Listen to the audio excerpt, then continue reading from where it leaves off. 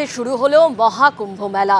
প্রথম দিনই স্নান করলেন প্রায় 50 লক্ষ মানুষ। আগামীকাল রয়েছে শাহী স্নান এবং এই মেলা চলবে 26শে জানুয়ারি পর্যন্ত। সরাসরি আমাদের প্রতিনিধি বিজেন্দ্র সিংহ আমাদের সঙ্গে রয়েছেন। বিজেন্দ্র, একেবারে পৌষের এই পূর্ণিমায় স্নান করলেন বহু মানুষ, প্রয়াগরাজে কুম্ভ মেলায় তারা সামিল হয়েছেন। এই মুহূর্তে ঠিক কি ছবি সেখানে?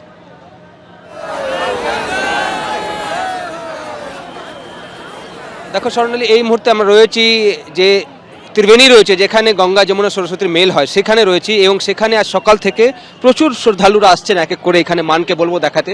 এই ঘাট থেকে এটাই হলো সব থেকে গুরুত্বপূর্ণ ঘাট, যেখানে তিনটি নদী একসঙ্গে মিলন হয় এবং এই ত্রিবেণীতে স্নান করে আজকে যেহেতু পৌষ পূর্ণিমা সব থেকে গুরুত্বপূর্ণ প্রথম দিন আজকে স্নানের, তাই তারা ভক্তরা এখানে আসছেন। গতকাল থেকে আমরা দেখেছিলাম অনেক মানুষ পৌঁছে গেছিলেন, প্রয়াগরাজে পৌঁছে গেছিলেন, বিভিন্ন আশ্রমে তারা উঠেছেন, আখাড়াগুলোতে তারা উঠেছেন এবং এক এক করে তারা আজকে সকালে এখানে সারি বেঁধে স্নান করতে আসছেন, যেটা আমরা দেখতে পাচ্ছি।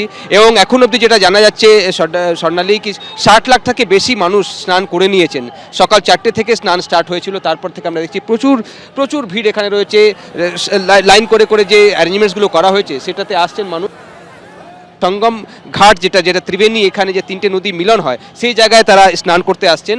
এবং আমাদের মানকে বলবো যে প্রচুর ভিড়গুলো যদি আমরা দেখি, গঙ্গার ওপারেও কিন্তু অনেক মানুষ স্নান করছেন। আমরা যেদিকে রয়েছি সেটা হলো ত্রিবেণী ঘাট সঙ্গমের, সেই দিকে এই মুহূর্তে স্নানের পর্ব দেখতে পাচ্ছি আমরা। ঠিক অন্যদিকে যদি আমি মানকে বলবো দেখাতে, এখানে একটা পন্টুন ব্রিজ বানানো হয়েছে, টেম্পোরারি ব্রিজ বানানো হয়েছে শুধু মহাকুম্ভের জন্য। যারা এখান থেকে পুণ্যার্থীরা স্নান করে রিটার্ন যাচ্ছেন, তারা কিন্তু এই ব্রিজ দিয়ে ঝুঁসির দিকে যাচ্ছেন, যেখানে আখাড়াগুলো রয়েছে। 13টা থেকে বেশি আখাড়া রয়েছে, সেখানে আখাড়াতে নাগা সাধুদের আশীর্বাদ নেওয়ার জন্য তারা যাচ্ছেন এক এক করে। আমরা দেখছি স্নান করার পর ঠিক অন্যদিকে আখাড়াগুলোর বানানো রয়েছে, যাদেরকে জায়গা দেওয়া হয়েছিল তারা আখাড়ার আশ্রম সেখানে বানিয়েছেন এবং সেই জায়গায় গিয়ে তারা আশীর্বাদ নিচ্ছেন। আর প্রথম শাহী স্নান কোন আখাড়া করবে, তারপরে কোন টাইম 5টা স্টার্ট হয়ে যাবে তাদের শাহী স্নানের পর্ব।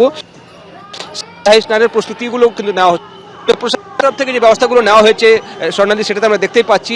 এখানকার যারা মানুষ স্নান করবেন সেখানে দেখো দড়ি দিয়ে বেঁধে দেওয়া হয়েছে, বেশি দূরে যেন কেউ না যেতে পারে, শুধু সেখানে তারা স্নান করবেন। স্নান করার পর এখান থেকে তারা ফিরে যাবেন এবং বিভিন্ন যে আশ্রমগুলো রয়েছে সেখানে যাদের একটু সম্পর্ক রয়েছে সেই আশ্রমগুলোতেও তারা যাচ্ছেন, যেটা স্নান করার পর সেটা আমরা দেখতে। ধন্যবাদ বিজেন্দ্র।